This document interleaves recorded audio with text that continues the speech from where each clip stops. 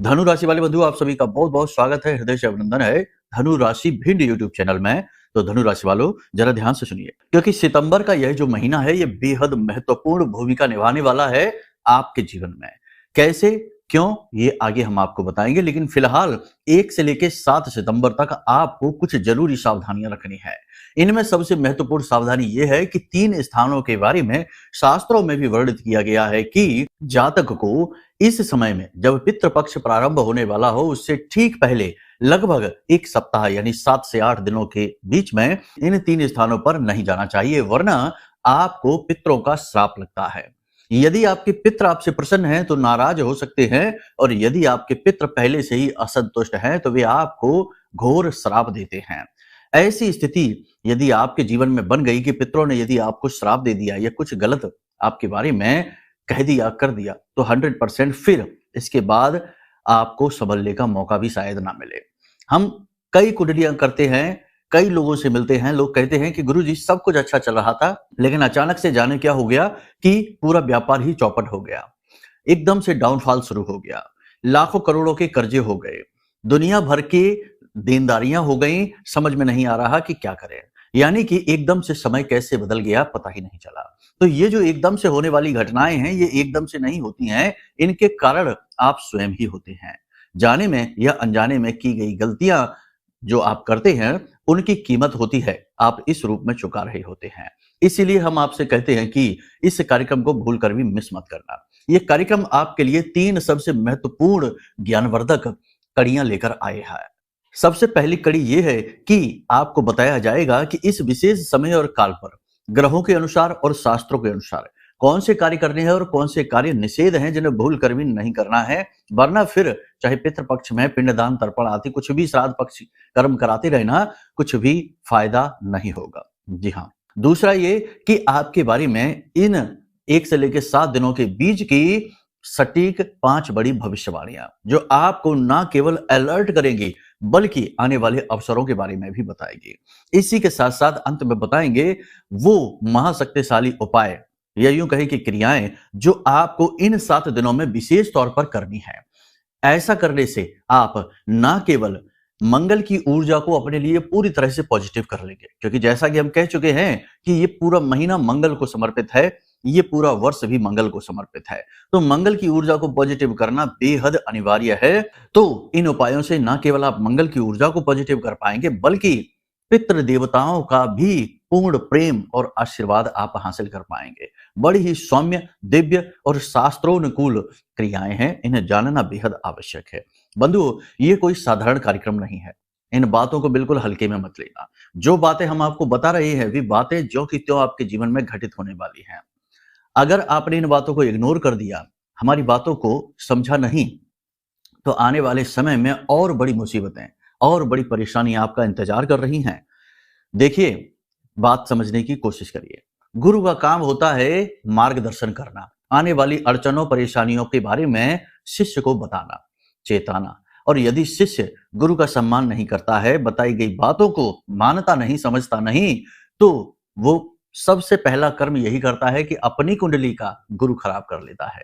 और एक बार कुंडली का गुरु खराब हुआ तो फिर दूसरा गुरु, जिन्हें भैरव भी कहते हैं, शनिदेव आते हैं और सुधारने का पूरा कार्यक्रम सेट कर देते हैं। यानी कि फिर होती है खींचतान, जीवन में संघर्ष की शुरुआत।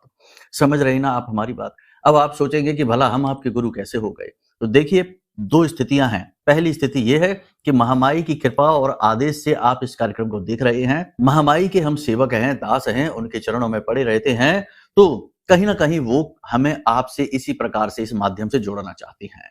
दूसरा यह है कि जब आपको हम कुछ बातें बता रहे हैं और हमारा मन साफ है, हृदय साफ है और हम सचमुच में चाहते हैं कि आपका कल्याण हो, तो ऐसे में शिष्य बनना या यूं कहें कि हमारी बातों को मानना आपका धर्म बन जाता है। याद रखना, गुरु और शिष्य का जो रिश्ता होता है वो किसी के द्वारा ना तो बनाया जा सकता है और ना ही जानबूझकर इसे किसी से जोड़ा जा सकता है। ये तो अपने आप स्वतः ही बनने वाला रिश्ता है। जब तक गुरु की आवश्यकता होती है चेले को, तब तक गुरु साथ देते हैं, उसके बाद गुरु अलग चले जाते हैं अपनी यात्रा पर और चेले अलग चले जाते हैं। उम्मीद करते हैं आप हमारी बात समझ रहे हैं। करना केवल इतना है कि कार्यक्रम को अंत तक देखना है। ये कार्यक्रम आपके लिए स्टेप बाय स्टेप गाइडेंस है। कह सकते हैं कि आपका सितंबर का महीने का 1 से 7 तारीख तक का पूरा रोड मैप है। इसे देखना और इसके अनुसार अपने जीवन को ढालना, ये आपके लिए बेहद शुभ कर्म होगा। आपके जीवन में बहुत सारी पॉजिटिविटी को खींच कर लाएगा। ठीक है, उम्मीद करते हैं सारी बात आप समझ रहे हैं। अब कार्यक्रम में अंत तक जरूर ठहरेंगे, महामाई को याद करते हुए, क्योंकि याद तो करना ही होगा, क्योंकि उनके बिना तो हम कुछ भी शुरू नहीं कर सकते। जिनके बिना शिव भी शव के समान हैं, जिनके आदेश के बिना एक पत्ता भी नहीं हिल सकता है, ऐसी महामाई ब्रह्मास्त्र विद्या को याद करते हुए कमेंट बॉक्स में प्रेम के साथ लिख डालिए, जय मां बगलामुखी कृपा करो। इसी के साथ साथ यदि माई के लिए मन में भाव गहरा है तो लिख डालिए कि मैं भी माई के परिवार का हिस्सा हूं। चलिए बंधु, अब अपने मूल विषय को शुरू करते हैं। जय माई की। बंधुओं, ज्योतिष और तंत्र विद्या के क्षेत्र में आचार्य अमित एक जाना माना नाम है। पूज्य गुरुदेव के साधनाओं और ज्योतिष विद्या के अनुभव बेहद दिव्य है। जी हाँ, पूज्य गुरुदेव ने जिसकी भी कुंडली का विश्लेषण किया और कुंडली के अनुसार उसे सटीक उपाय व महामाई माँ बगलामुखी की विशेष कृपा दी, उसके जीवन में सकारात्मक बदलाव तो आ ही है। फिर चाहे समस्या कितनी ही कठिन क्यों ना हो, समाधान तो अवश्य हुआ है। अब ऐसे में यदि आप भी अपने जीवन की किसी बड़ी समस्या से जूझ रहे हैं, जैसे कि कर्जा बढ़ता ही जा रहा है, काम धंधा और व्यापार सब रुक चुका है, रिश्ते नातों में तनाव हद से ज्यादा बढ़ गया है, पूरा जीवन ही नकारात्मकताओं से भर गया है, तो ऐसे में यही सही समय है जब आप श्रेष्ठ गुरु से मार्गदर्शन प्राप्त करें और जीवन के अंधकार को समाप्त कर दिव्य प्रकाश की ओर कदम बढ़ाएं। वीडियो में दिए गए नंबरों पर तुरंत संपर्क करिए और अपनी कुंडली का विश्लेषण व समाधान पूज्य गुरुदेव के द्वारा करवा लीजिए। देर ना करें, आपके देवी देवताओं के आशीर्वाद से ये मौका खुद चलकर आपके पास आया है, इसे गंवाना नहीं है। अभी फोन करें और गुरुदेव से मार्गदर्शन प्राप्त करें। महामाई आपका कल्याण करें। धन्यवाद। सबसे पहली चीज याद रखना कि ये जो महीना है इसमें मंगल की ऊर्जा अति प्रबल है, यानी कि आपके मन में पॉजिटिव एनर्जी, ये यूं कहें कि ऊर्जा का संचार बहुत अधिक होगा। शरीर में भी आपको ऊर्जा का संचार बहुत महसूस होगा, लेकिन शरीर में ठीक इसके उलट भी हो सकता है, यानी शरीर में गर्मी बढ़ सकती है, बुखार आ सकता है, तनाव की स्थिति रह सकती है और काम की अधिकता की वजह से आपको सुस्ती और थकान भी हो सकती है। देखो क्या होता है ना कि जब एनर्जी जरूरत से ज्यादा बढ़ जाती है तो वो कभी कभी साइड इफेक्ट भी देती है, बैकफायर भी करती है, ऐसा भी हो सकता है। तो अब आपको क्या संभल कर चलना है, कैसे करना है, ध्यान से सुनिए। सबसे पहली चीज कि यहाँ आपको अपने ऊपर कार्य करना होगा। 1 से 7 के बीच में आपको लोगों से कम बात करनी है। अपनी अच्छाई का प्रदर्शन बहुत सोच समझ के करना है, क्योंकि आपकी अच्छाई, आपकी सच्चाई और आपके विनम्र स्वभाव को लोग आपकी कमजोरी समझ लेंगे। जी हाँ, ये बहुत ही बुरी बात है और बहुत बार पहले भी हो चुका है कि आपकी अच्छाई का लोगों ने फायदा उठाया है, आपकी कमजोरी से समझा है और आपका दुरुपयोग किया है। तो इस बार अब ऐसा नहीं होने देना है। इसकी पूरी संभावना बनेगी कि लोग आपकी अच्छाई और सच्चाई का फायदा उठाएंगे। विनम्र स्वभाव को थोड़ा सा ढक कर रखना है, भावनाओं को थोड़ा सा साइड में रखना है, वरना आप अपनी कमजोरी दुनिया को बता देंगे। दूसरा यह है कि विवादों से थोड़ा सा दूर रहना है, क्योंकि लोग जानबूझकर आपके खिलाफ ऐसी बातें कहेंगे जो आपको चुभेंगी, आपको कठोर लगेंगी और आप जब उनसे कुछ बात कहने की कोशिश करेंगे तो आपसे लोग झगड़ा करेंगे, विवाद करेंगे, तनाव की स्थिति बनाएंगे। तो विवादों से आपको दूर रहना है, टालने की कोशिश करना है, ठीक है। लेकिन इसका मतलब ये भी नहीं है कि आप अपने हित से समझौता करें। देखो आपका किस चीज में हित है, कहां आपको कितना बोलना है, ये निर्णय तो आपको लेना ही होगा। यदि आप विवादों को टालने के चक्कर में इस भूमिका के साथ, इस मनोभाव के साथ बैठेंगे कि हमको किसी से कोई बात नहीं करनी, तो हो सकता है कि यहां पर आपका अहित हो जाए। तो अपने हित के साथ समझौता नहीं करना है, ठीक है। जो आपके हित की बात है, आपके मतलब की बात है, उतना तो आपको कहना ही सुनना ही होगा। आपके कार्यस्थल पर, आपके काम में, चाहे बिजनेस हो चाहे नौकरी हो, काम में कंपटीशन बहुत अधिक रहेगा, मेहनत बहुत अधिक रहेगी, तनाव की स्थिति रहेगी, छोटी छोटी समस्याएं बार बार आती रहेंगी, जिसकी वजह से आप थोड़े से परेशान हो जाएंगे। जैसा कि हमने आपसे कहा कि ये महीना पूरा मेहनत करवाने वाला है, तो बहुत अधिक मेहनत होगी, शारीरिक और मानसिक दोनों प्रकार की। एक यहाँ पर बड़ी सलाह हम आपको देना चाहते हैं कि आपके जो अपने निजी रिश्ते हैं, इन रिश्तों को लेकर किसी भी व्यक्ति से सलाह मशवरा ना करें। ऐसा करते ही आपका वो रिश्ता खराब हो जाएगा और ज्यादा। मानकर चलते हैं पति पत्नी की बात करते हैं, अगर आप दोनों के बीच में थोड़ी बहुत खटपट अनबन कुछ चल रही है तो किसी तीसरे व्यक्ति से उसकी सलाह मशवरा ना करें। प्रेमी प्रेमिकाओं की भी यही बात है और हर एक रिश्ते में यही बात फिट बैठती है। जहां भी जैसा भी है, उतार चढ़ाव है, खींचतान है, उसे आपको अपने बुद्धि विवेक से ही हल करना होगा। किसी से सलाह मशवरा लेकर आप और अधिक बात को बिगाड़ लेंगे। अब बात स्वास्थ्य की यदि करें, क्योंकि ये भी बहुत महत्वपूर्ण है। पहला सुख है निर्मल काया। तो निर्मल काया की बात करें तो हमने कहा कि आपके शरीर में गर्मी बढ़ सकती है, बुखार की हरारत आपको रह सकती है, शरीर में टूटन जैसा एहसास होगा। इसी के साथ साथ कोई पुरानी एलर्जी उखड़ सकती है या फिर कोई दवा का रिएक्शन हो सकता है। कोई कीड़ा आपको काट सकता है, डंक वगैरह दे सकता है। इसी के साथ-साथ पैरों में चोट लगना या मोच आने की स्थिति भी बन सकती है। तो ये स्थितियाँ हमने आपको बता दी हैं, थोड़ा सावधानी से चलेंगे तो ज़्यादा बात बिगड़ेगी नहीं। देखो, ज्योतिष की यही खूबसूरती है कि ये आने वाली स्थितियों को स्पष्ट कर देता है, यानी सांकेतिक तौर पर आपको बता देता है कि ऐसी-ऐसी स्थितियाँ बनेंगी। लेकिन इसका मतलब ये नहीं होता कि 100% ये होकर ही रहेगा। यहाँ पर आपके पास चॉइस है कि आप चाहें तो अपने जीवन में बदलाव करते चलें और बनने वाली स्थितियों को अपने अनुकूल बनाते चलें। ठीक है ना? अब एक सबसे महत्वपूर्ण बात कि आपके कनेक्शन बड़े-बड़े बनेंगे। बड़े लोगों के साथ, उच्च अधिकारियों के साथ आपके संपर्क बहुत अच्छे होंगे। आप उनके साथ मीटिंग करेंगे, अपनी समस्याएँ रखेंगे और आपकी समस्याएँ सुनी भी जाएँगी। यही स्थिति सरकारी विवादों के साथ में या किसी भी प्रकार का कोई विवाद चल रहा था, सरकार की तरफ से आपको पूरा सपोर्ट मिलेगा। विवाद चल रहा था तो वो विवाद सुलझने लगेगा और आपके हक में फैसला आने लगेगा। एक खास बात यहाँ पर यह है कि आपको अपने से बड़ों से या खास तौर से अपने कार्यस्थल पर अपने उच्च अधिकारियों से कोई भी बात छिपानी नहीं है। जो है जैसी है स्पष्ट कर देनी है बात। यदि आप बात को छिपाएँगे या फिर आप चीज़ों को इग्नोर करेंगे तो ये आपकी कमी बन जाएगी। और जब ये बात पकड़ी जाएगी, यानी आपका झूठ पकड़ा जाएगा, जो कि ज़रूर पकड़ा जाएगा इस 1 से 7 दिनों के बीच में, तो फिर आपके ऊपर लांछन लगेंगे, आरोप लगेंगे और आप दोषी बन जाएँगे और फिर इसके बाद आपको बचा पाना बहुत मुश्किल है। क्योंकि फिर तो आपके उच्च अधिकारी ही आपको लक्ष्य बना लेंगे और रास्ते से हटाने का पूरा प्रयास करेंगे। अब बात करते हैं निजी रिश्तों की, तो सबसे पहले जीवन साथी की। तो जीवन साथी के साथ पूर्ण सहयोग तो आपको प्राप्त होगा। पूरी तरह से आपको साथ मिलेगा, सब कुछ मिलेगा, लेकिन कहीं न कहीं प्रेम तत्व की कमी आपको खलेगी। आपको लगेगा कि अब रिश्ता वैसा नहीं रह गया जैसा होना चाहिए था। आपका मन अंदर से किसी कमी को महसूस करेगा। हालाँकि बाहर से सब कुछ बहुत नॉर्मल ही दिखाई देगा, सब कुछ सामान्य सा लगेगा, आप कह नहीं पाएँगे। आपके मन में जो भाव उठेंगे, जो विचार उठेंगे, उन बातों को कह पाना आपके लिए संभव नहीं, लेकिन ये बातें आपको तकलीफ अंदर ही अंदर ज़रूर पहुँचाएँगी।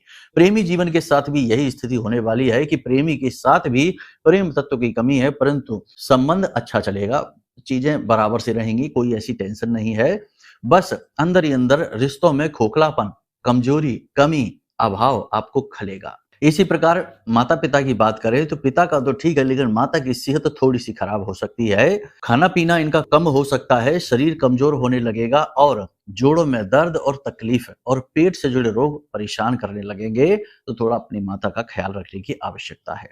स्त्रियों की बात करें तो स्त्रियों में जो पुराने रोग थे वो अब ठीक होने लगेंगे, उनमें सुधार होने लगेगा, लेकिन फिर भी मन खराब-सा रहेगा, अनमना-सा रहेगा। काम तो पूरा करेंगे, लेकिन कहीं न कहीं मन में खिन्नता का भाव रहेगा, अपूर्णता का भाव रहेगा। बाकी किसी के साथ में कोई टकराव नहीं है, कोई टेंशन वाली बात नहीं है, लेकिन चलेगा सब कुछ अच्छा-सा, लेकिन मन ही मन में थोड़ी-सी नेगेटिविटी रहेगी। अब सबसे महत्वपूर्ण बात यहाँ पर आपको बता दें कि आपका पूरा ध्यान अपने करियर पर रहेगा।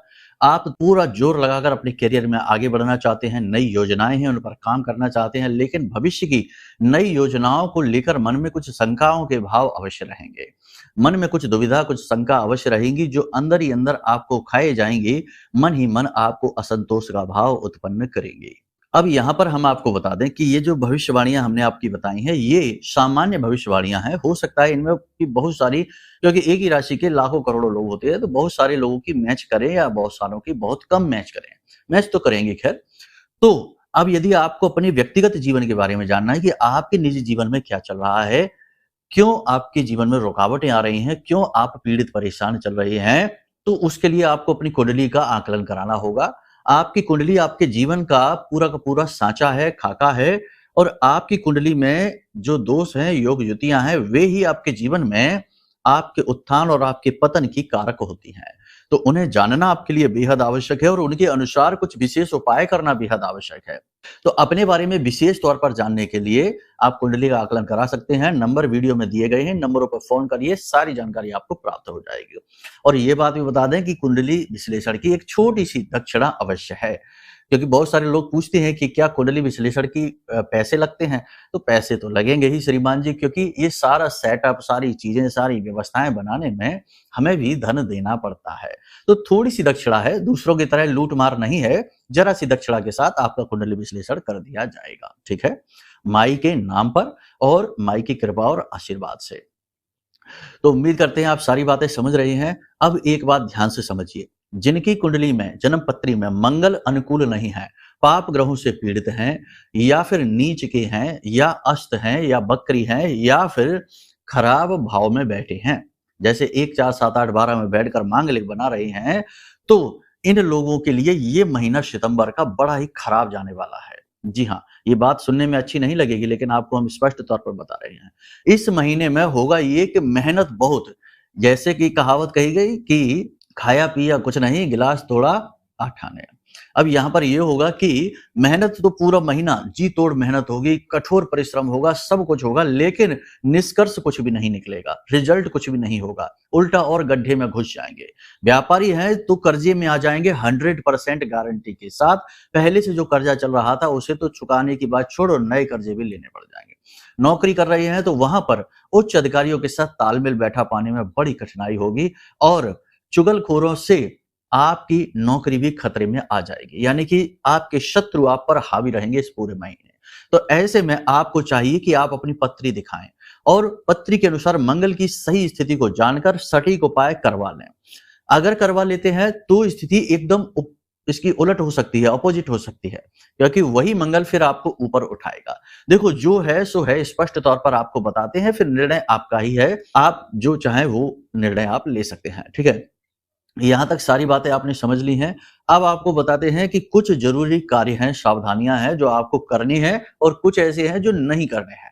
क्या करने हैं, क्या नहीं करने हैं, ध्यान से सुनिए। सबसे पहली बात कि 1 से लेकर 7 सितंबर तक आपको शराब नहीं पीनी है, भूल कर भी मांसाहार नहीं करना है, व्यभिचार किसी भी प्रकार का नहीं करना है, ब्याज का व्यवसाय नहीं करना है, और कोई बड़ा मोटा इन्वेस्टमेंट नहीं करना है, कोई प्रॉपर्टी और वाहन आदि नहीं खरीदना है।